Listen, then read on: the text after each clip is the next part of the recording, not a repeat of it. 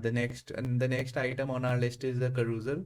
So this is also provided by Bootstrap. There are some options to show the arrows or the indicators, and inside a carousel you put a slide, and so inside this slide you either upload this image, and then you can put some text like this, and this is the amount of delay, and it is in milliseconds. So let's say you want this slide to stay for 10 seconds, so you would enter a value of 10,000. And you also have this option to lazy load images. So what this means that is that the images inside our slide, they won't load till this carousel is in view of the user area. So this helps to increase your website speed and reduce the bandwidth. And when you enable this slide indicators, it will show these small indicators. This carousel is automatically provided by the Bootstrap framework.